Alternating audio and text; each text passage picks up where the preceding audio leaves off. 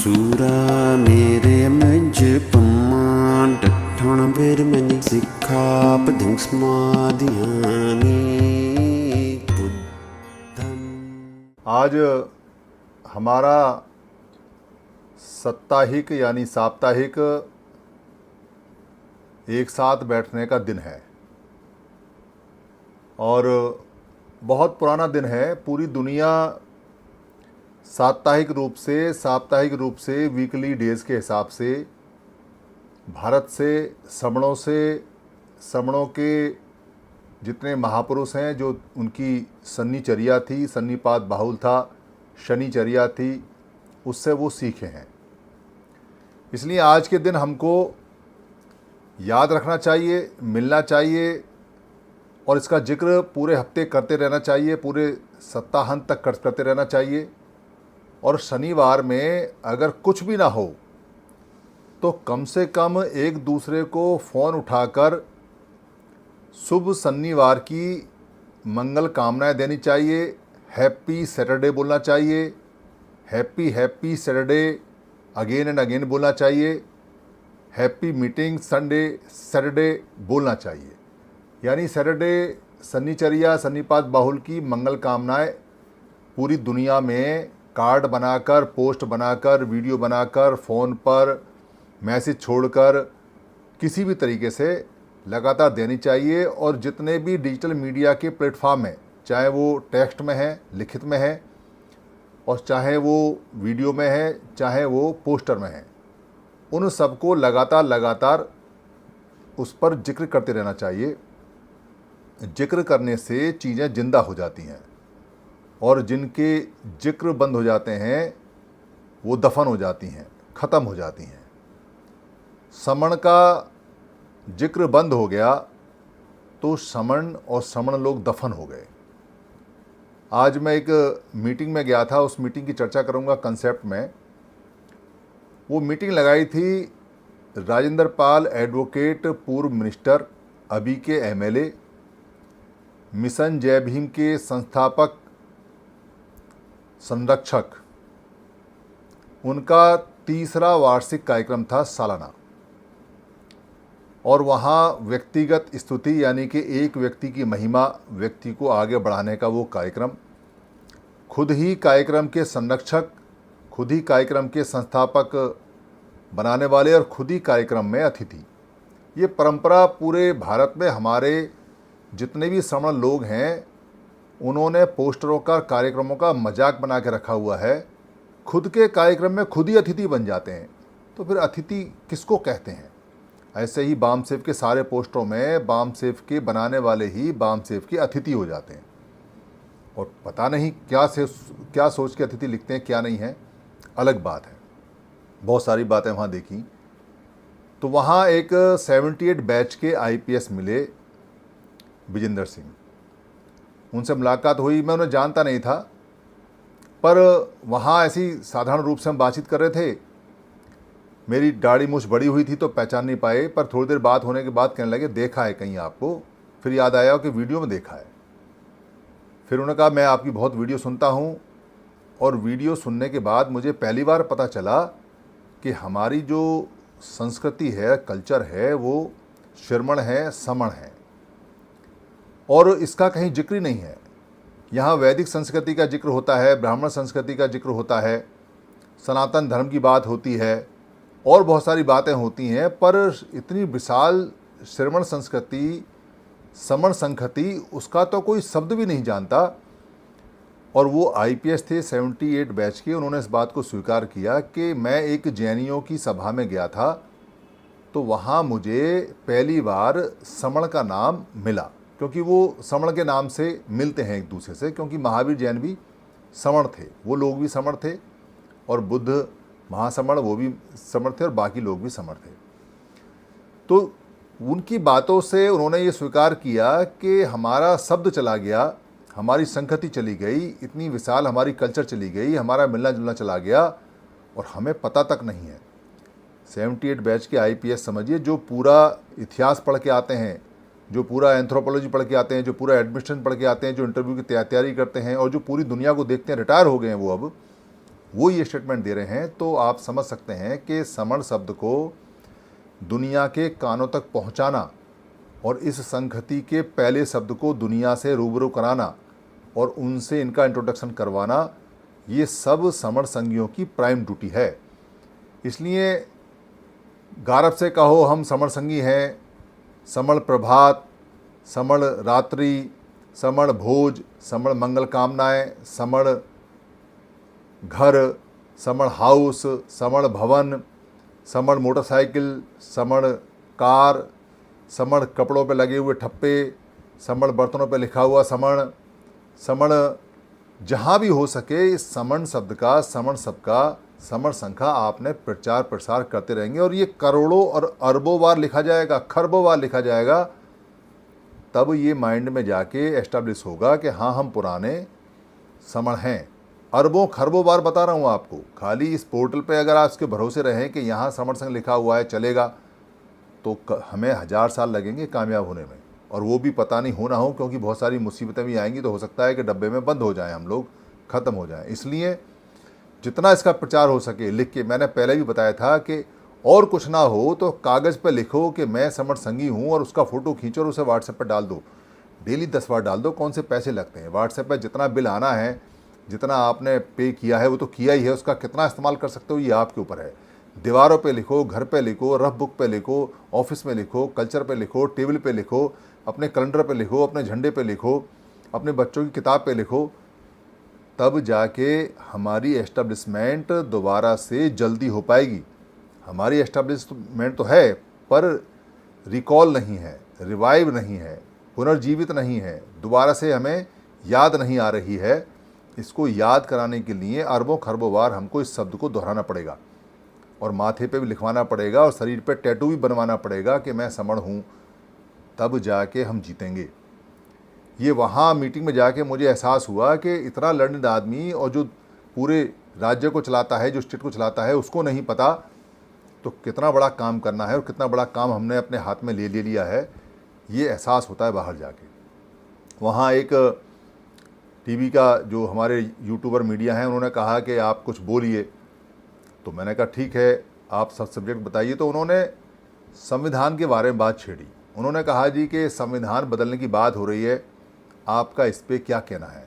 और आज हमारा जो दिन है वो वकीलों का दिन है, और वकील हमारे संविधान के पंडित होते हैं, संविधान के जानकार होते हैं। हम इतने जानकार नहीं हैं, पर वकील तो पढ़ के आते हैं, उनको तो सर्टिफिकेट होता है कि उन्होंने लॉ किया है, LLM किया है, उसके आगे भी कुछ किया है, प्रैक्टिस भी की है। दिन रात संविधान की किताबों में और लॉ की किताबों में वो लगे रहते हैं।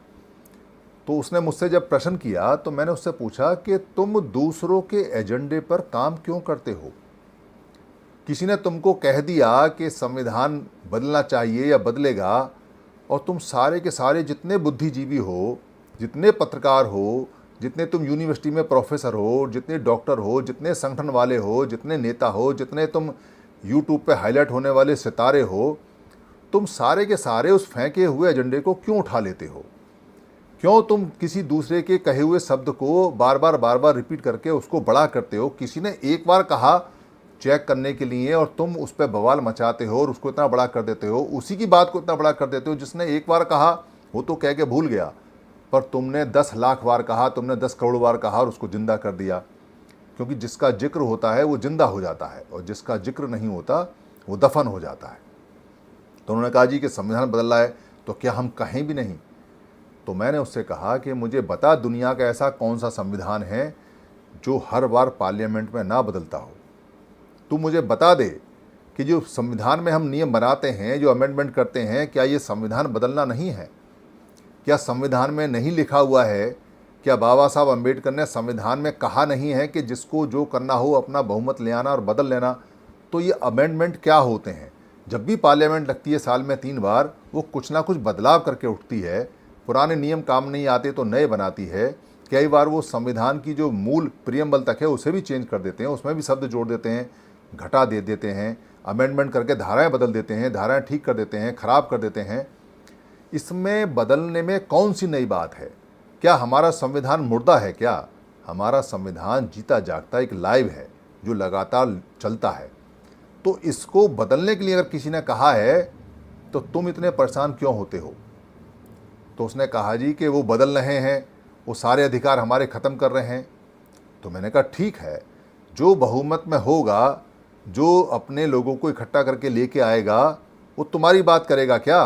वो तुम्हारे लिए संविधान में अमेंडमेंट करेगा क्या? वो तुम्हारे लिए नियम कानून में अमेंडमेंट करेगा या बदलेगा? तुम इतने खूबसूरत हो क्या? जितने भी लोग दुनिया में होते हैं, जो सत्ता पक्ष के लोग होते हैं, वो अपने हिसाब से अमेंडमेंट करते हैं, अपने हिसाब से बदलाव करते हैं, अपने लोगों के लिए करते हैं, और जो उनके सपोर्टर होते हैं उनके लिए करते हैं, और जो उनके सपोर्टर नहीं होते, विपक्ष में लोग बैठे होते हैं, उनके लिए हो जाए तो हो जाए, ना हो जाए तो कोई बात नहीं। वो संविधान की मूल भावना भी ध्यान नहीं रखते।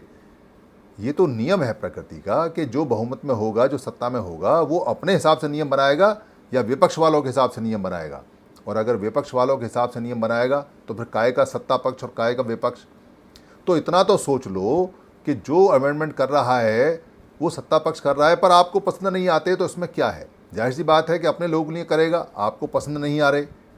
तो अगर आपको अपनी पसंद के नियम बनाने हैं, क्योंकि बदलोगे तो आप भी ना संविधान को, जब आप नियम खुद बनाओगे तो बदलाव करोगे, तो बदलाव कर लेना, पर बदलाव करने की शर्त तो पूरी करो। तुमको समझ में नहीं आती, तुम सारे के सारे 29 लाख के 29 लाख संगठन हमको बेवकूफ़ बनाने के लिए और हमको डराने के लिए और हमको धमकाने के लिए बार बार कहते हो, फलाने आदमी ने कह दिया कि इसकी संविधान की समीक्षा होगी, फलाना आदमी कह रहा है कि हम संविधान बदलेंगे, फलाना आदमी कह रहा है कि संविधान में ये है, ये कमी है, संविधान वो कमी है।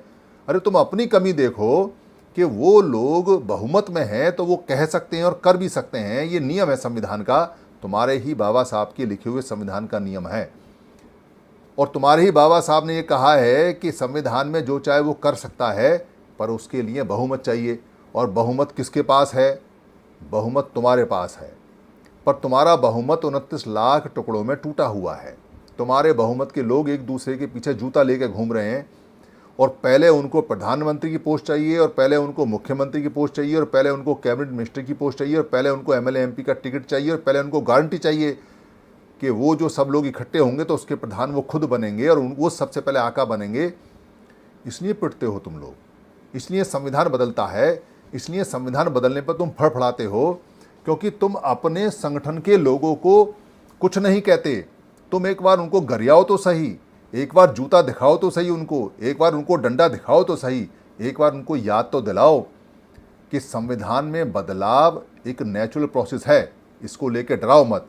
पर अगर तुम्हें अपने मतलब का संविधान बदलना है, अपने नियम बनाने हैं, अपने कानून बनाने हैं, तो संविधान में इकट्ठा होकर आओ। संविधान कहता है पूरा सारे के सारे नियम आप अपने हिसाब से अपने लिए बना लेना, कौन मना करता है? पर उस लायक तो बनो, उस लायक तुम बनते नहीं। और जो उस लायक बने हैं और जो तुम्हारा मत भी ले गए और वहाँ जाके अमेंडमेंट और चेंज कर रहे हो, उनके ऊपर हल्ला मचाते हो। तुम हल्ला मचा के क्या कर लोगे? कौन सा काम कर लोगे? संविधान में इतने अमेंडमेंट हुए और कई संविधान के विरुद्ध भी हुए। जो आर्थिक आधार पर आरक्षण 10% हुआ वो संविधान के विरुद्ध था, और कोर्ट को उसे बचाना चाहिए था, पर कोर्ट ने भी उसको नहीं बचाया, और कहीं बचा नहीं। तो कुछ नहीं कर सकते आप, क्योंकि जिसके पास संख्या भारी है संविधान उसकी तरफ देखता है, ये उसका नियम है। कोर्ट ने भी आपकी मदद नहीं करी तो कोर्ट भी तब मदद करेगा जब आपकी संख्या भारी होगी। वो भी देखता है कोर्ट भी कि जनमत किधर है, किधर नहीं है।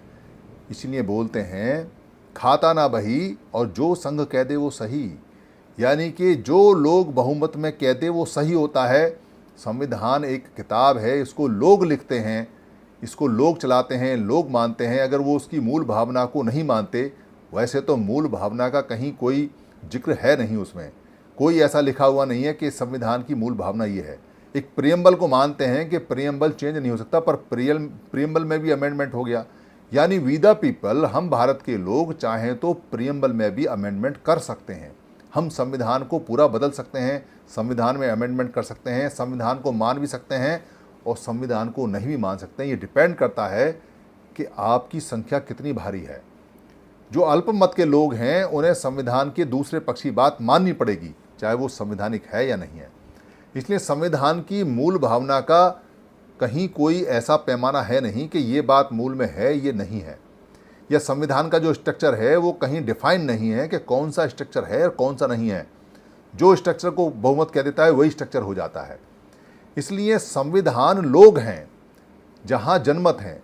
अभी बहुत सारे लोग कहते हैं कि वो फलाना फलाना राष्ट्र बना रहे हैं, फलाने मत का राष्ट्र बना रहे हैं, फलाना मजहब का राष्ट्र बना रहे हैं। अरे जो जनमत होगा, जो बहुमत होगा और जो बहुमत को उस लायक मोड़ लेगा वो कुछ भी कर सकता है। पर बहुमत है किसका? समण हैं कहाँ? सारे के सारे जो समण हैं वो बहुमत में जब से पैदा हुए हैं तब से इस देश में बहुमत में हैं। ये जो अल्पमत वाले लोग तो ये तो इंडिया में थे ही नहीं, ये तो भारत में थे ही नहीं, ये तो महाभारत में थे ही नहीं, ये तो बाद में आए लोग हैं। तो उन लोगों ने बहुमत इकट्ठा कर लिया और आपके ही लोगों को बहुमत में लेके चले गए। पर आप काबिल नहीं हो, आपको समझ नहीं है, आपके नेताओं को सबको गद्दी चाहिए, सबको पद पोस्ट और मंचमाला चाहिए और आप उनको कुछ कहते नहीं। पर आपकी इच्छा है कि सारे इकट्ठे हो जाएं, पर बुरा आप बनने को तैयार नहीं हैं, तो ज़िंदगी में इकट्ठे नहीं होंगे। मुझे एक सज्जन मिले, इनकम टैक्स में थे और वो जुड़े हुए हैं, यहाँ आर के बहुत सर के परिचित हैं। वो मिले, बातचीत हुई, किसी के साथ आए थे। उन्होंने कहा जी हम तो फलानी पार्टी के कट्टर हैं, हमारा सारा मत फलानी पार्टी को जाता है। मैंने कहा बहुत अच्छी बात है, आप उसके कट्टर हैं, सही बात है, रहिए। फिर मैंने पूछा कि क्या फलानी पार्टी सत्ता में आ जाएगी? कह रहा जी मुश्किल है, नहीं आएगी। तो मैंने पूछा क्यों नहीं आएगी? कह रही सारे अलग अलग हैं, टूटे टूटे हैं। तो मैंने कहा भाई सारे अलग अलग हैं तो आपने फिर क्या करना चाहिए? कह रही ये इकट्ठे नहीं होते, ये बड़े नालायक लोग हैं, ये सारे ऐसे हैं। तो मैंने कहा भाई जब आप एक पार्टी के कट्टर समर्थक हो और आप उस पार्टी को नहीं कह सकते कि वो पार्टी सब लोगों से मिले या इकट्ठी हो जाए, आप सारी पार्टियों को नहीं कह सकते, आप अपना मत एक पार्टी को दे। आपने अपने बच्चों को कह दिया, उन्होंने कहा कि मैंने अपने बच्चों को कह दिया है कि इसी पार्टी को वोट देना है। तो जब आप इतने कट्टर भक्त बन चुके हो, इतने कट्टर समर्थक बन चुके हो और आपको उस पार्टी के अलावा कोई चीज़ दिखाई नहीं देती है, तो आप किसी को कुछ कह भी नहीं सकते। आप दूसरे संगठन को क्या कहोगे? दूसरे संगठन वाला आपको कह देगा आप तो उसके भक्त हो, आप अपना काम से काम रखो, हम आपके पास नहीं जा रहे। तो आपने सारे लोगों से या अपनी पार्टी से क्यों नहीं कहा कि सारे इकट्ठे होके आएँ? आप ये तो चाहते हो कि सारे इकट्ठे हो जाएं, पर आप अपनी पार्टी को या जिसके आप भक्त हो या जिसके में आप काम करो उसको नहीं कहना चाहते, उसके नहीं बुरा बनना चाहते, और लोगों को आप कह रहे हो कि ये इकट्ठे नहीं होते, क्योंकि आपकी इच्छा ये है कि सारे इकट्ठे होकर जिस पार्टी को आप वोट देते हो उस पार्टी में सारे आ जाएं।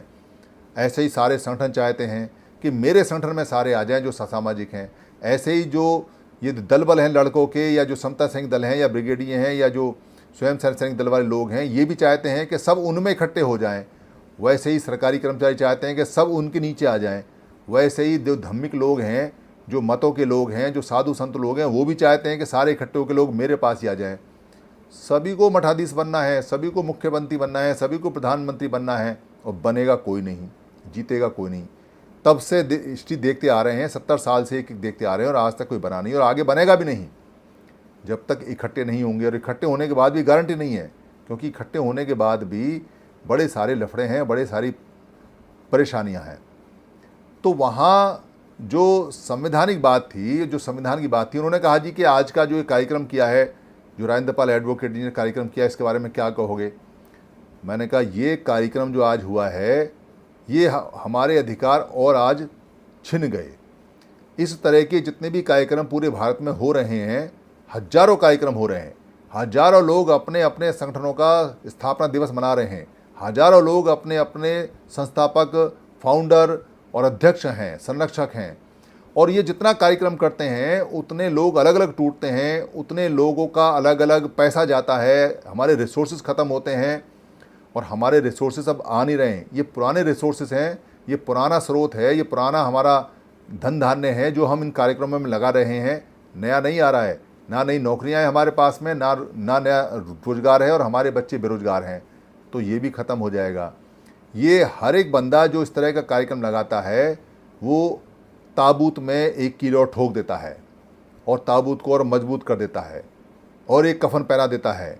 ये सिस्टम चल रहा है क्योंकि ये आपस में मिलते नहीं, ये एक साथ मिलते नहीं, एक साथ बैठते नहीं, और इनमें अलग अलग कार्य जो काम करते हैं उसमें कुछ लोग आ जाते हैं और लोग सवाल नहीं करते, लोग कहते नहीं कि तुम अलग कार्यक्रम क्यों कर रहे हो, क्योंकि वहाँ व्यक्तिवादी हो जाते हैं लोग और व्यक्ति के अधीन हो जाते हैं, तो उनको कुछ दिखाई नहीं देता। और अधिकतर लोग तो अज्ञानी हैं, इग्नोरेंस है, इग्नोरेंट हैं। क्यों? क्योंकि उनको पता ही नहीं है कि उनके साथ हो क्या रहा है। कोई कहने को तैयार ही नहीं है कि चीज़ें कहाँ चल रही हैं और कहाँ नहीं चल रही हैं। समर संघ इस बात को समझता है, समर संघ इस बात को कहता है और समर संघ स्ट्रगल कर रहा है। इसके परिणाम भी आ रहे हैं, पर परिणाम स्लो हैं, और इतने स्लो हैं, इतने स्लो हैं कि अगर सारे समर संघियों ने कमर नहीं कसी और कुछ नहीं करना, सिर्फ ये कहना है, अपनी दीवारों पे ये लिखना है, अपने माथे पे ये लिखना है, अपने शरीर पे इसका टाटू बनवाना है, अपनी कमीज पे लिखना है, अपने बिस्तर पे लिखना है, अपने बैग पे लिखना है, अपने बेड पे लिखना है, अपने ग्लास पे लिखना है, हम समण हैं। और सामने वाले को ये कहना है कि तेरी पार्टी, तेरा मत, तेरा जो भी कुछ संगठन वंगठन है वो बाद में है, पहले तू समण है। इस बात में जब हम तैयार हो जाएंगे तो हमारी कुछ स्थिति ठीक होगी। बहुत से लोग कहते हैं हम तो मूल निवासी हैं, वो मूल निवासी शब्द का इस्तेमाल करते हैं। अभी नया नया शब्द है। मूल निवासी का मतलब ये है कि कुछ लोग मूल निवासी हैं और बाकी लोग मूल निवासी नहीं हैं। अब इसको कौन तय करेगा? हर व्यक्ति जो यहाँ पैदा हुआ है वो ठोक के कहेगा हम तो मूल निवासी हैं, यहीं पैदा हुए हैं। आप कैसे सर्टिफिकेट बांटोगे उनको, कैसे कहोगे? इसलिए मूल निवासी से बात नहीं बनती।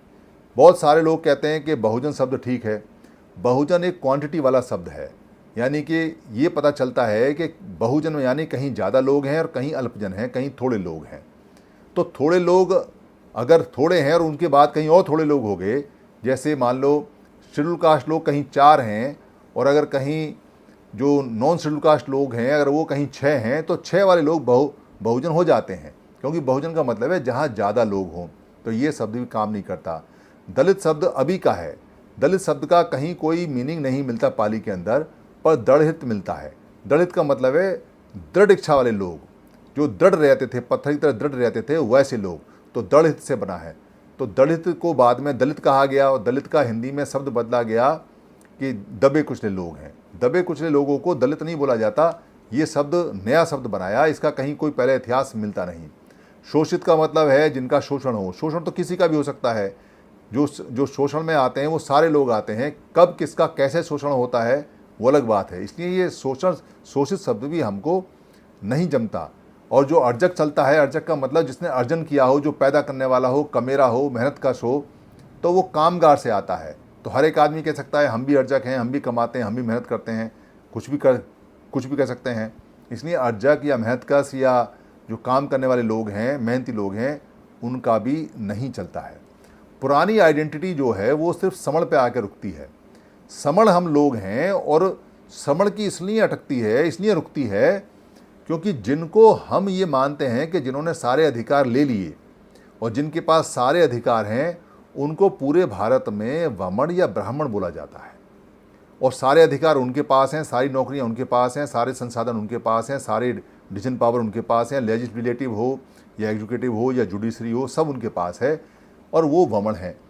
तो वमन के अगर जो विरोध में शब्द आता है, यानी विलोम शब्द जो आता है, उल्टा शब्द जो आता है, सामने जो शब्द आता है, वो आप ढूंढिए कौन सा है, तो वो शब्द आपको नहीं मिलता, क्योंकि वो गायब किया हुआ है और वो जान के बदला हुआ है, ताकि आपको पता ना चले कि समण और वमन दोनों एक दूसरे के विलोम शब्द हैं, एक दूसरे के अगेंस्ट में शब्द हैं। इसलिए बहुत शातिर तरीके से भाषा बदलकर समण को श्रमण कर दिया और वमन को ब्राह्मण कर दिया। ये समण को श्रमण करने से हमारी आइडेंटिटी खत्म हुई है, और हमारी आइडेंटिटी ना केवल खत्म हुई है, ये डाउन हुई है। यानी हमारी पहचान ना केवल खत्म हुई बल्कि पैरों में आ गई है। कैसे पैरों में आ गई है? समण से श्रमण कर दिया। अब समण जो लोग होते थे, कहाँ से शुरू करें हम? महासमण बुद्ध से, जिनको विश्व गुरु बोलते हैं। अकेला एक व्यक्ति विश्व गुरु है पूरी दुनिया में, जिसको पूरी दुनिया के सारे देशों में मान्यता प्राप्त है।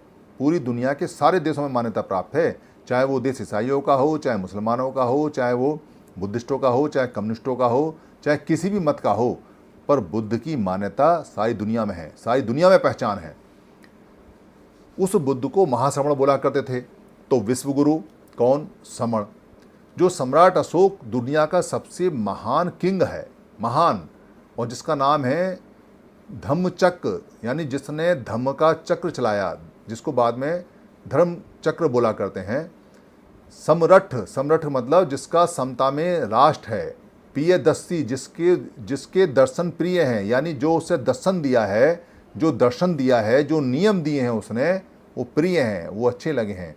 और ऐसा अशोक, यानी कि महान, महा माने बड़ा और अशोक माने जिससे शोक ना होता हो, ऐसा अशोक। वो व्यक्ति ने ईरान से लेके बर्मा तक और ऊपर अफगानिस्तान, चीन से लेके और श्रीलंका तक पूरे के पूरे अंदर एक राज्य स्थापित किया। और पहली बार ये सारे छोटे छोटे जितने भी संघ थे, ये सारे एक महासंघ में आए और भारत गणराज्य संघ, महाभारत गणराज्य संघ बना। और दुनिया का सबसे बड़ा राजा महान, जिसने पूरा राज्य स्थापित किया और इसको एक किया और इसको जीता। लोग कहते हैं अंग्रेजों ने भारत एक किया।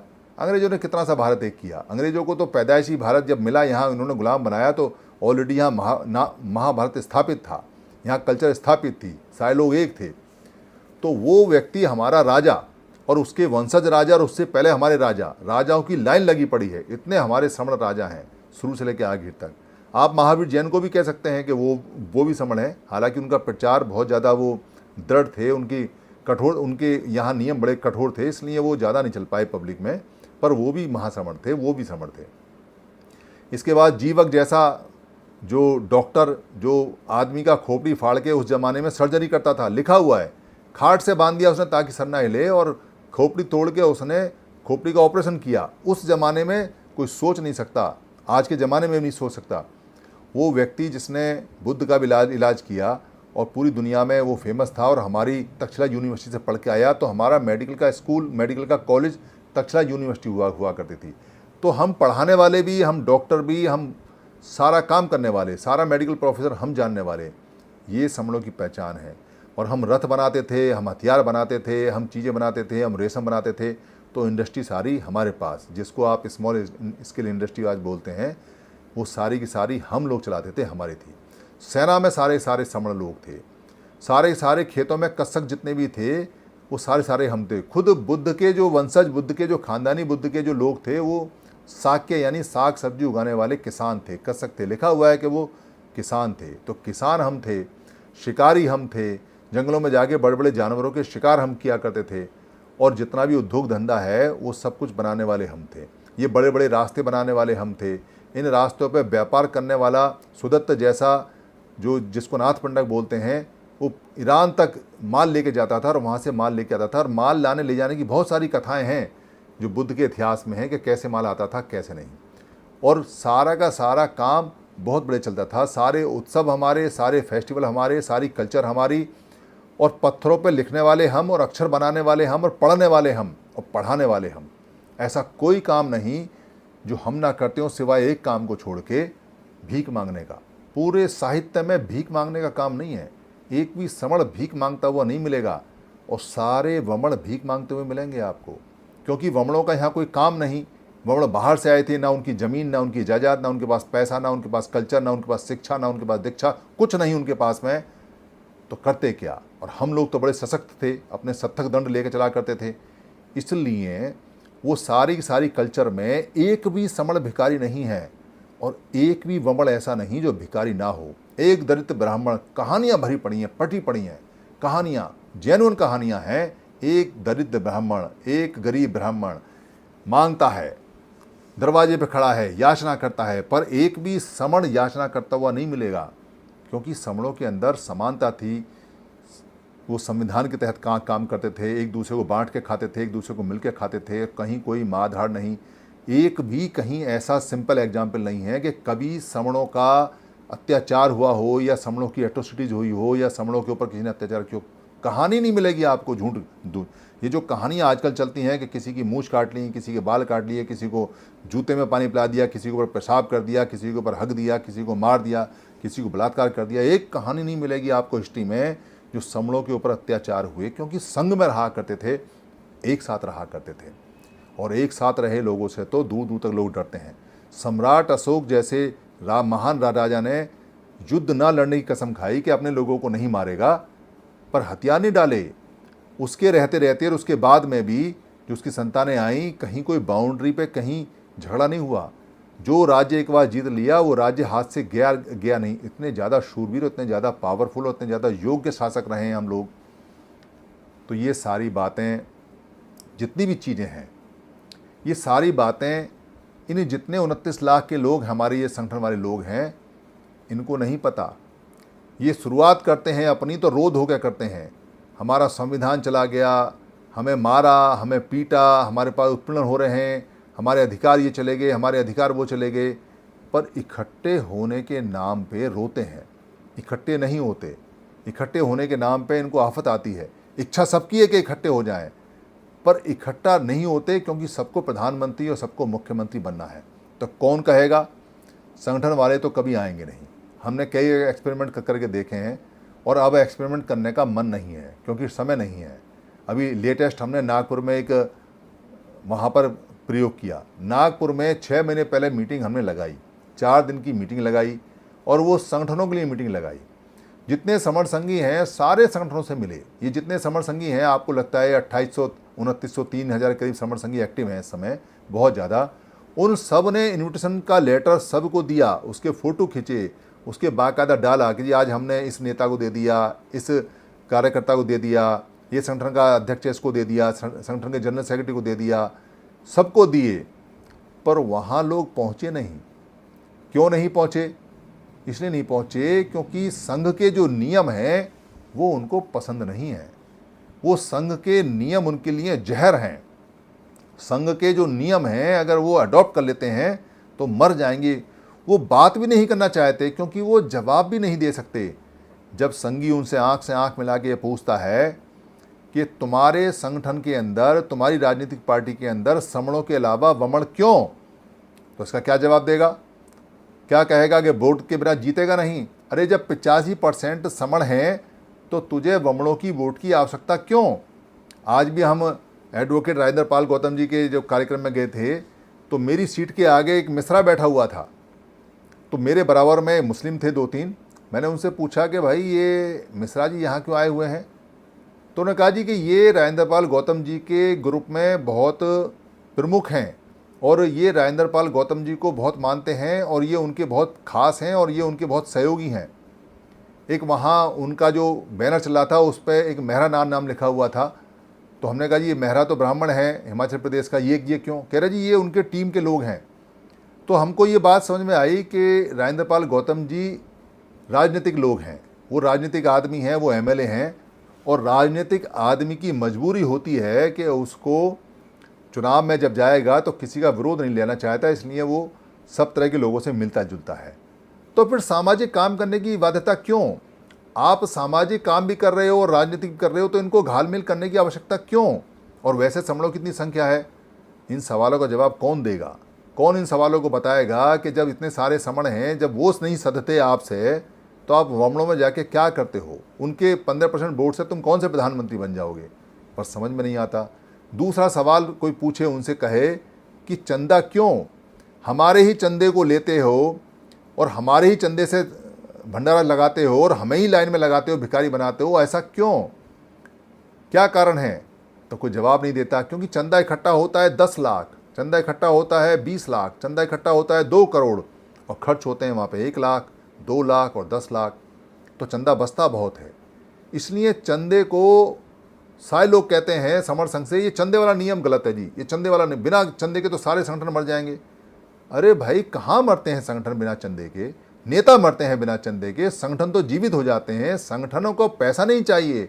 लोग इकट्ठा करने के लिए कब पैसे की आवश्यकता पड़ी? जरा बताना कि बुद्ध ने कौन सा पैसा इकट्ठा किया और किसके आगे हाथ जोड़े और किसके आगे ये कहा कि मेरे को पैसा दो, मेरे को भिक्खु संघ चलाना है? किसके आगे जाके पैर पूजे? कौन से राजा के दरबार में जाके हाजी लगाई कि मेरे को पैसा दो, मेरे को ये 50,000 भिक्खुओं का भिक्खु संघ चलाना है? वो आदमी जो पैदल चलता था उस समय, उसके पास खाने को नहीं, पहनने को नहीं, एक कूड़े से उठाए कपड़ा पहनता था, उस व्यक्ति ने 50,000 आदमियों का संघ बना दिया प्रचारकों का और एक पैसा नहीं मांगा किसे और एक पैसा नहीं लिया किसे और पैसे की कभी बात नहीं करी, बल्कि नियम बना दिया कि भिक्खु पैसा नहीं ले सकता, अपने हाथ से नहीं पकड़ सकता और उसको अगर कोई दान देता है तो वो दान ले नहीं सकता, संघ के नाम पे दान लेगा और संघ में जमा करेगा। इसलिए उसको भिक्खु दान नहीं बोलते, उसको संघ दान बोलते हैं। कहीं बुद्ध दान नहीं मिलेगा आपको, बुद्ध के लिए कोई दान नहीं है, संघ के लिए दान है। यानी बुद्ध भी अपने हाथ से कोई चीज़ जीवन में नहीं पकड़े ना लिए, जो लिया संघ ने लिया, संघ के नियम थे, संघ दाना हुई। और दुनिया में जितने संघ चलते हैं वो सब जितना भी दान लेते हैं खुद लेते हैं, व्यक्ति नहीं पकड़ता। पर यहाँ तो व्यक्ति पकड़ रहे हैं, यहाँ तो मारा मारी चल रही है। 10,000 दे दो, 50,000 दे दो, 20,000 दे दो, और आधा चंदा तो, आधा क्या 90% चंदा तो इकट्ठा करने वाले खा जाते हैं। 10% पहुँचता है वहाँ तक, बाकी उसमें से वो खा जाते हैं। पर कोई हिसाब देता नहीं, कोई लेता नहीं, कोई मांगता नहीं, सब ऐसे चलता है। इसलिए हम डूब रहे हैं, इसलिए मर रहे हैं। इसलिए संगठन अलग अलग होके भी एक दूसरे की बुराई नहीं करते। कभी ये नहीं कहते कि फलाना संगठन ने इतना चंदा खा लिया। आपने कभी भी पूरी ज़िंदगी में दो संगठनों के बीच में ये नहीं तकरार देखी होगी कि ये चंदा खा गया, ये चंदा खा गया, तो दोनों को चंदा खाना है। इसलिए वो नियम उनको कचोटता है। फिर उसमें लिखा हुआ है राजनीति में संघ नहीं जाएगा। अब यहाँ तो राजनीति में, यहाँ तो आते हैं लोगों के दिमाग में ये बात डाली हुई है कि सारे तालों की चाबी राजनीति है, मास्टर चाबी राजनीति है। कूट कूट के बचपन से ये बात डालते हैं ताकि वोट उनको देता रहे। पर कोई ये नहीं बताता कि भाई ये इतने सारे ताले क्यों हैं, ये इतने सारे तालों का तुमने बना के एक ताला क्यों नहीं बनाया, ये इतनी सारी चाबियाँ क्यों हैं, इन सब की चाबियाँ गला के तुमने एक चाबी क्यों नहीं बनाई, ये काम कौन करेगा, ये कोई नहीं कहता। मैंने एक व्यक्ति से पूछा जो बाम सेफ का है, जिसने अपनी राजनीतिक पार्टी बना ली, भाई तुम अलग अलग पार्टी बना के क्यों रहते हो? तो क्या जवाब देता है, संविधान में बाबा साहब ने आज़ादी दी है, वोटर को हम बंधुआ मजदूर नहीं बना सकते। वोटर की इच्छा है कि उसको जो पार्टी अच्छी लगे उस पार्टी को वोट दे। तो मैंने कहा भाई अकल के खट्टू, ये तो बता मेरे को, तुम 16% तो सारे शेड्यूल कास्ट हो, 14-15 16% हो, 16% सारे भी इकट्ठे हो जाओगे, एक बड़ा ताला बना लोगे, चाहे बना लोगे, तो भी तुम कौन सा ताला खोल लोगे? ऊपर से तुम ऐसे ऐसे भाषण देते हो कि सारे लोग हो जाएं, सब लोगों की इच्छा है। तो फिर तुम लोगों को क्यों इकट्ठा करते हो? फिर तुम लोगों को क्यों कहते हो कि तुम मेरी बाम सेब में आ जा, मेरी बाम सेब में आ जा? फिर तो संविधान ने आज़ादी दे रखी है, 1000 बाम सेब बनाओ, 1000 संगठन बनाओ, 29 लाख संगठन बनाओ, 29 करोड़ बनाओ, फिर तो ठीक चल रहा है मामला। फिर काहे को रोते हो कि अलग अलग लोग हैं और इकट्ठे नहीं होते, इकट्ठे नहीं आते? फिर क्यों लोगों को इकट्ठा करना चाहते हो? तो उसकी बोलती बंद हो गई, तो उसका चुप हो गया। यानी अपने हिसाब से आर्गूमेंट गढ़ लेते हैं, लोगों की चिंता नहीं है उनको। कौन सा ऐसा आदमी है, यहाँ पोर्टल पर 267 लोग हैं, मेरे को बता दो 267 में से, 268 में से कि कोई व्यक्ति ऐसा हो जो ये कहता हो कि अलग अलग पार्टी होनी चाहिए, अलग अलग लोग होने चाहिए। हर साधारण आदमी की अंतिम इच्छा है कि सब इकट्ठे होने चाहिए, पर साधारण आदमी को पता नहीं है कि इकट्ठे कैसे होंगे। तो समर संघ बताता है कि भाई इकट्ठे होने का सबसे आसान तरीका है, आप इनको छोड़ दो, आप इनको ना सपोर्ट दो, ना इनको वोट दो, ना इनको चंदा दो, ना इनकी बात करो, इनका जिक्र छोड़ दो। इनका जिक्र छोड़ दोगे ये जिंदा दफन हो जाएंगे। अगर इनका जिक्र करते रहोगे तो ये जिंदा हो जाएंगे। तो इनका जिक्र छोड़ दो। बहुत सारे लोगों ने चंदा देना बंद कर दिया तो पेट में दर्द हुआ, तो लोगों ने नई नई दुकानें खोल ली। कोई धर्म के नाम से पैसा ले रहा है, धार्मिक काम भी कर रहा है। कोई कह रहा है जी मैं 10 लाख बुद्धिस्ट बनाऊंगा, कोई कह रहा 5 लाख बनाऊंगा, कोई कह रहा जी हम कोर्ट में जाके हम ये बचाएंगे, जो हमारी विरासत है उसको बचाएंगे कोर्ट में। अरे कोर्टें कहाँ सुनती हैं? तुम ही तो रोते हो कि कोर्टें हमारे नहीं सुनती हैं और तुम ही कोर्ट में जाते हो। तो पागल तुम हो या पागल हम हैं? हमें तो ये समझ नहीं आता। तो पागल भाई हम ही हैं, क्योंकि पागल अगर हम ना होते तो हम इनको सपोर्ट क्यों करते? अगर हम पागल ना होते तो इनकी बात में क्यों आते? ये बंद नहीं करेंगे इनको, जब तक रोटी पानी मिलती रहेगी ये बंद नहीं करेंगे, क्योंकि अधिकतर संगठन चलाने वाले लोग बेरोजगार हैं। भारत में एक खास बात है, हमारे लोगों में, खासतौर श्रमणों में, आप ध्यान दो इस बात को, किसी का रोजगार नहीं है, किसी को कोई पैसा, कोई व्यापार नहीं करता। सब लोग सरकारी कर्मचारियों की या पेंशन वाले लोगों की भीख पे पलते हैं, हाथ पैर जोड़ते हैं। तो भीख लेने के दो तरीके हैं, या तो मांग के ले लो या उनको पहले डरा दो और ले लो। तो क्या कहते हैं हमसे, अरे ब्राह्मणों को पैसा मत देना, ये ब्राह्मणों को जो पैसा देते हो ये तुम्हारे ही विनाश में काम आता है, ये ब्राह्मण तुम्हारे बाद में आडंबर बनाता है और ब्राह्मणों को दिया हुआ दान हमेशा तुम्हारे ही खिलाफ इस्तेमाल होता है। ठीक कहते हैं वो लोग। पर समर संघ ये कहता है कि अरे 29 लाख संगठनों को पैसा मत देना, ये 29 लाख संगठन बेवकूफ़ बनाते हैं और जितना पैसा हम इनको देते हैं उतना ही हमारा नाश होता है, उतना ही बेड़ा गर्क होता है। और अगर इसमें किसी बात को यकीन ना हो तो 70 साल के अधिकारों को चेक कर लो। जब से ये संगठन आए हैं तो अधिकार बढ़ने चाहिए थे, पर अधिकार अगर घटे हैं तो बेड़ा गर्क हो रहा है या नहीं हो रहा है। यानी हम जैसे जैसे पैसा देते जा रहे हैं वैसे वैसे अधिकार जा रहे हैं। तो ये हमें बेवकूफ़ बना रहे हैं। ये भी ब्राह्मण हैं, ये उस ब्राह्मण का नाम लेते हैं जिससे हमारा कोई लेना देना नहीं है, जो हमारे इकट्ठे होते ही भाग जाएगा। जिसको उससे हमें ये डराते हैं, पर ये खुद टूटे हुए हैं, ये खुद चंदा लेते हैं और ये खुद हमारे अधिकारों के दुश्मन हैं, इन्होंने सारे अधिकार हमारे बेच दिए, इसको जिक्र नहीं करते, इसको बात नहीं करते, दूसरे का नाम लेते हैं। कब आया ब्राह्मण ये कहने के लिए कि बामसेन वालों तुम टूट जाना? कब आया ये कहने के लिए कि समता संघ दल वालों तुम अलग अलग काम करना? कब आया ब्राह्मण ये कहने के लिए कि आरपीआई जो पार्टी है उसके 20 टुकड़े करना? कब आया ब्राह्मण ये कहने के लिए कि डॉक्टर अंबेडकर का जो परिवार है उसमें सब अलग अलग काम करना? कब आया ब्राह्मण ये कहने के लिए कि तुम सामाजिक संगठन अलग अलग काम बनाना? कब आया ब्राह्मण ये कहने के लिए कि तुम अलग अलग होकर एक दूसरे के पीछे जूता लेकर घूमना और कभी एक साथ बैठकर चाय मत पीना? बताओ कभी आया हो? तो कभी नहीं आया। वो उसका बहाना बनाते हैं, उसको झूठ बोलते हैं। वो अपना काम करता है और उसका काम करना उसका अधिकार है। हर व्यक्ति का एक राइट है, ह्यूमन राइट है कि वो अपने डेवलपमेंट के लिए, अपने बच्चों के विकास के लिए सोचे, उसके लिए काम करे। इसलिए जो लोग आगे बढ़ रहे हैं, तरक्की कर रहे हैं, या जिन्होंने सारी सत्ता, सारी पावर ले ली है, वो अपने बच्चों के हिसाब से सही काम कर रहे हैं, वो आपको नहीं रोक रहे। पर अगर आप बेवकूफ़ हो और आप में अकल नहीं है और आप अपने लोगों को बेवकूफ़ बना रहे हो, आपने खुद 29 लाख संगठन बना के यहाँ धंधे खोल लिए हैं, तो इसमें उनका क्या कसूर है? उनका काम तो आसान हो गया, उन्हें तो अब लड़ना भी नहीं पड़ रहा। तुम खुद ही लड़े जा रहे हो, वो तो अपना काम करे जा रहे हैं। इसलिए दूसरे को दोष मत दो, दूसरों को गाली मत दो, दूसरे का डर मत दिखाओ, दूसरे का जिक्र मत करो।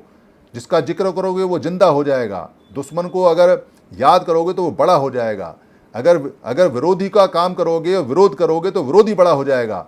तो सहयोगी का काम करो, दोस्तों को याद करो, दोस्तों को आगे बढ़ाओ, और ये जो सारे अपने लोग हैं इनके साथ बैठो उठो तो आगे बढ़ोगे, तो आगे जीतोगे। ये सनातन धर्म है, ये सनातन धर्म है कि अगर जुड़ेंगे तो जीतेंगे, ये सनातन है। जो नहीं जुड़ेंगे वो नहीं जीतेंगे, ये सनातन है। तो सनातन नियम में आओ। ये असनातन नियम में जब तुम आते हो तो उससे नहीं हो पाते बात। इसलिए ये जो संविधान का जो डर हमारे सर पे है, और ये सारे लोग जो लगे पड़े हैं एक दूसरे को ये कहने के लिए कि जी संविधान खतरे में, कोई संविधान खतरे में नहीं है। आप आज इकट्ठे हो जाओ, जो चाहो वो लिख लो संविधान में, जो चाहो वो सारे के सारे अधिकार अपने नाम लिख लो, पर इकट्ठे तो हो जाओ। लोगों को, दूसरों को कहते रहते हो, अरे उसने संविधान फाड़ दिया, उसने संविधान जला दिया, उसने ये कर दिया, उसने वो कर दिया। अरे भैया, जो लोग इकट्ठे नहीं होते उनके संविधान फटते ही हैं। जो लोग इकट्ठे नहीं होते उनके संविधान के पन्ने पन्ने बिखरते हैं। जो लोग इकट्ठे नहीं होते उनके संविधान बदलते ही हैं। पर जो इकट्ठे हो जाते हैं उनके संविधान बच जाते हैं। 2 अप्रैल 18 को इकट्ठे हुए ना, तो 2 अप्रैल 18 को इकट्ठे हुए तो संविधान का जो एक नियम बदला था वो कैसे बच गया, कैसे रुका? तो अकल नहीं आती, समझ नहीं आती इस बात में कि इकट्ठे होने के बाद संविधान बचता है।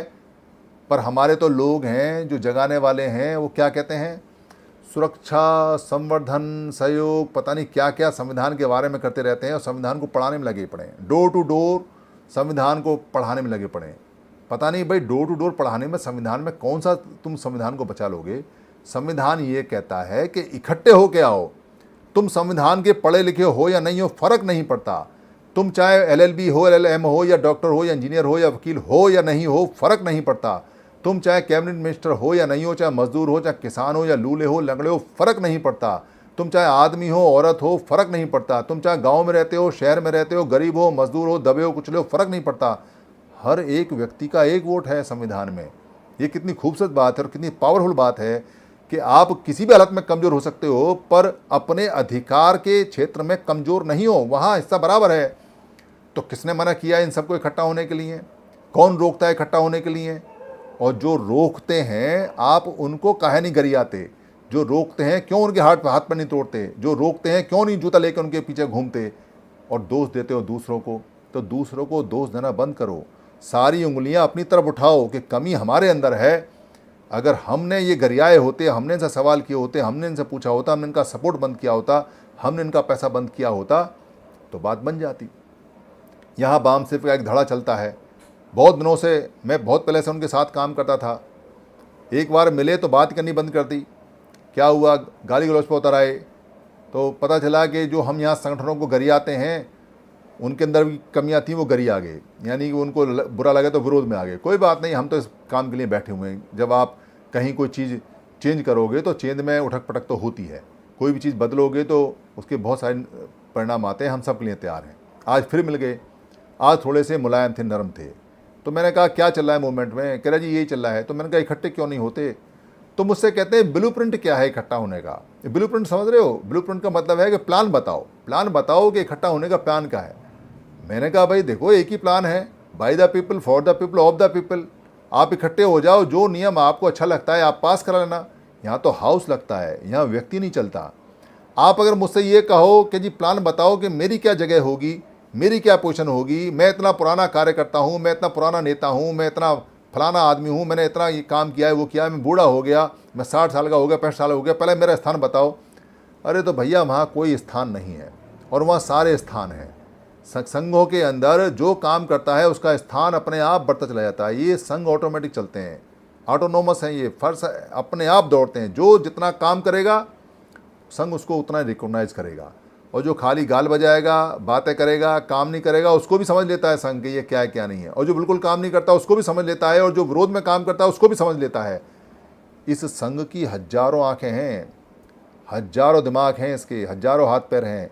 और ये संघी इतने ज़बरदस्त हो चुके हैं, इतने समझदार हो चुके हैं, इतने पेशेंस वाले हो चुके हैं कि उड़ती चिड़िया के पंख गिन लेते हैं कि ये आदमी कहाँ जा रहा है, क्या कह रहा है। तो मैंने उनसे कहा कि भाई संघ में आ जाओ और जितने प्रस्ताव पास करवाने हैं करवा लेना। अगर तुम्हारे प्रस्तावों में दम हो और संघ पास कर दे तो संघ के हो जाते हैं। पर संघ में प्रस्ताव कराने कौन आए, कौन मानेगा? वो कहेगा मैं प्रधान वो बनूंगा, तो संघ तो 2 मिनट में कह देगा यहाँ तो कोई प्रधान है ही नहीं, तो उसका तो प्रस्ताव ही गिर जाएगा बेचारेगा, उसके तो मन के सारे अरमान गिर जाएंगे। वो यहाँ कोई सामाजिक क्रांति करने थोड़ी आया हुआ है, वो तो अपनी पारिवारिक क्रांति करने आया हुआ है। उसके परिवार में उसको पैसा चाहिए, पद पोस्ट चाहिए, मंचमाला चाहिए और नेतागिरी चाहिए, वाहवाही चाहिए। वो यहाँ कुछ है नहीं। इसलिए जानते समय नेता कि संघ बिल्कुल ठीक चल रहा है, संघ की बुराई नहीं कर सकता कोई भी। पर जैसा कि कटके सर ने बताया था कि बहुत सारे नेता इस बात का इंतजार कर रहे हैं कि संघ अपने नियम से फिसल जाए बस, और फिर हम इसकी गर्दन दबोच लें। तो वो दिन आने वाला भी नहीं है, ना पहले कभी आया ना अब कभी आया। संघ का काम स्लो हो सकता है, संघ का काम हाई स्पीड में हो सकता है, संघ का काम थोड़े समय के लिए रुक सकता है, बढ़ सकता है, पर अपने नियमों से नहीं हट सकता संघ। यहाँ तो ये खुला है कि संघ के जो 10 नियम हैं वो हमारा प्रियम्बल हैं, और हम प्रियम्बल में चेक कर लेते हैं जब भी कोई नियम यहाँ पास होता है। चाहे हमारे 2-4 आदमी हमें फना करने पड़े, हमें कुछ दिक्कत नहीं है। मान लो कोई व्यक्ति अड़ गया और वो संघ के 10 गोल्डन नियम के विरुद्ध में कोई बात अड़ गया और उसने ये शर्त लगा ली कि या तो मेरी बात मानो और या मैं जा रहा हूँ, तो हम कहते भाई तू चला जा, कोई दिक्कत नहीं है। और इससे बेहतर कोई संघ मिलता हो तो हमें ही बता देना, हम भी वहाँ आ जाएंगे। पर ये जो नियम है, 10 गोल्डन नियम है, ये तो इसका अमृत नियम है, ये तो इसकी जान है, ये तो उसका आधार है। आधार ही खिसक गए तो पूरा गिर जाएगा। इसलिए ये नहीं बदले जाएंगे। पर ऐसा भी नहीं है कि हम इतने ज़्यादा कठोर हैं कि 10 नियम के, या हमको कोई ये कहे कि जी आप तो रट्टू तोता हो गए कि 10 नियम हैं तो 10 नियम के बदले जाएंगे। बदल सकते हैं, उसका भी नियम है, उसका भी नियम पास है, पर वो नियम में पास करा के तो देखे कोई, तब पास होगा ना। अगर उसकी आवश्यकता होगी और वो ख़राब होगा तो हाउस उसको भी पास कर सकता है, अमेंड कर सकता है। पर हाउस ने ही बनाए हैं, और हाउस ने खूब उठापटक करके, खूब तर्क वितर्क के साथ बनाए हैं, और समयांतर के हिसाब से बनाए हैं। इसलिए फ़िलहाल तो चेंज होने वाले नहीं हैं। आगे कभी 50 साल बाद, 100 साल बाद कोई परिस्थिति ऐसी हुई कि मान लो जातियाँ ही ख़त्म हो गई देश से, तो फिर जो हमारा जाति वाला नियम है कि जाति का अभ्यास कभी नहीं, उसका हम करेंगे भी क्या रख के, तो वो ऑटोमेटिक अबॉलिश हो जाएगा, ख़त्म हो जाएगा। पर होगा जब जब वो चीज़, जो समस्या है वो ख़त्म हो जाए। इसलिए यहाँ जो संविधान में जितने भी लोगों को उलझा के रखा हुआ है उससे बचें। संविधान जीवित किताब है, संविधान हमारा जीवित दस्तावेज है। जीवित दस्तावेज उसे कहते हैं जो बदलता रहता है। ये कोई डेड बुक नहीं है हमारी, ये कोई किसी मजहब की, किसी धर्म की, किसी रिलीजियस की, किसी मत की कोई ऐसी किताब नहीं है कि जो गुरुजी कह गए बस वही है, उसके बाद ना इसमें बदला जाए, ना इसमें कुछ आगे लिखा जाएगा और ना इसमें से कुछ घटाया जाएगा। वो धार्मिक किताबें हो सकती हैं, मतों की हो सकती हैं, पर ये संविधान है। भारत के अंदर 2 सिस्टम ऐसे हैं जो जीवित हैं। एक बुद्ध के संघ का जो सिस्टम है वो जीवित था। बुद्ध ने मरते हुए आनंद से कहा कि आनंद, अगर कुछ नियम अच्छे ना हो, पुराने लगें, भिक्खु संघ बदलना चाहे तो बदल ले, कोई दिक्कत नहीं है। वैसे ही बाबा साहब अम्बेडकर ने जो संविधान बनाया, उस संविधान में संविधान को बदलने के, अमेंडमेंट के नियम उसमें दिए हुए हैं।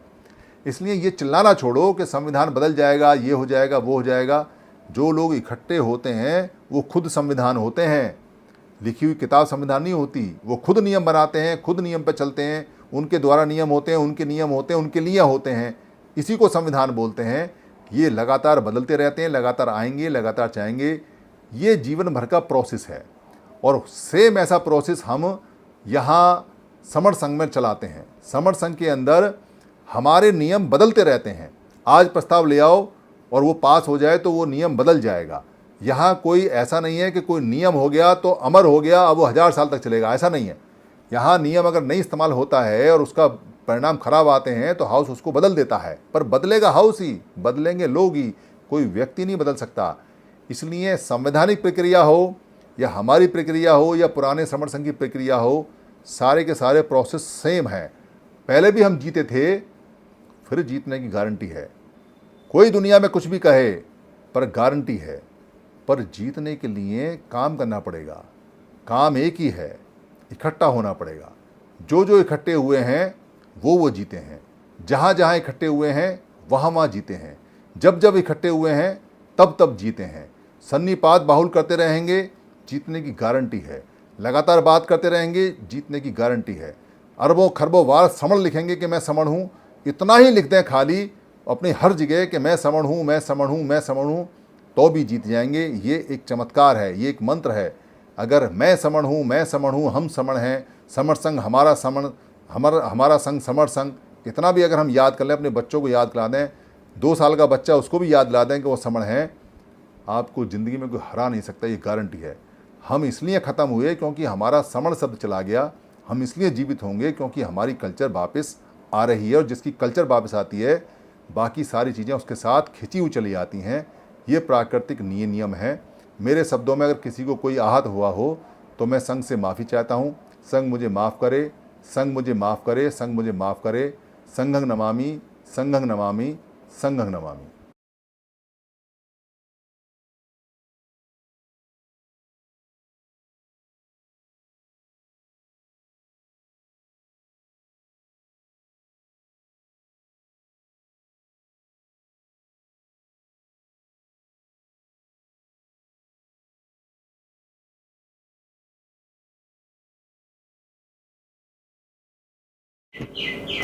आप सभी से ये निवेदन है कि अगर आपको ये वीडियो अच्छी लगती है या बाकी वीडियो अच्छी लगी हैं और आपको लगता है कि धम्म की वीडियो किसी को और मिलनी चाहिए या किसी को गिफ्ट में भेजनी चाहिए या किसी भाषा में कन्वर्ट करके आगे बढ़ानी चाहिए या प्रिंट में किताब में छापनी चाहिए या इसकी जो ऑडियो है उसे निकाल के भेजना चाहिए या इसका किसी पार्ट को इस्तेमाल करना चाहिए, तो आपको लिबर्टी है, आपको छूट है। ये सभी कॉपीराइट फ्री हैं। आप अपने फेसबुक पे, अपने पेज पे, अपने ट्विटर पे या अपने हैंडल पे या लिंक को कहीं भी शेयर कर सकते हैं, कहीं भी चला सकते हैं। आप यूट्यूब पे भी चला सकते हैं, अपने नाम से चला सकते हैं।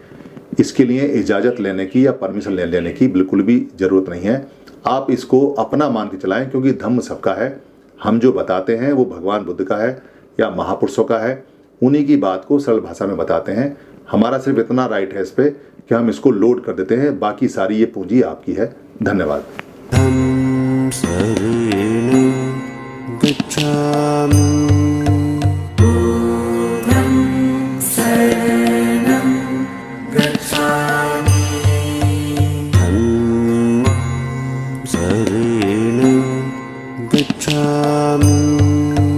धम्मं शरणं गच्छामि।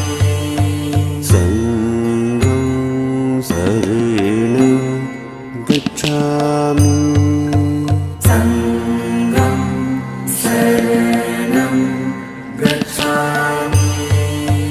द्वितीयंपि बुद्धं शरणं गच्छामि। द्वितीयंपि बुद्धं शरणं गच्छामि। द्वितीयंपि धम्मं शरणं गच्छामि। द्वितीयंपि धम्मं शरणं गच्छामि। द्वितीयंपि संघं शरणं गच्छामि। द्वितीयं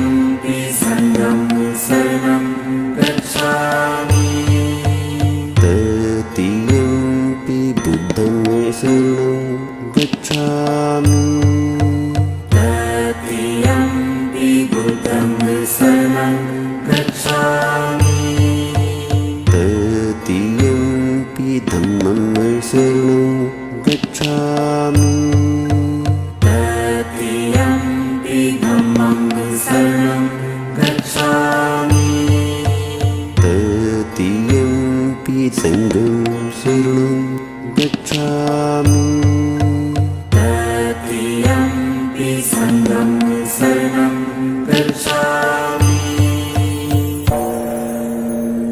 साधु साधु साधु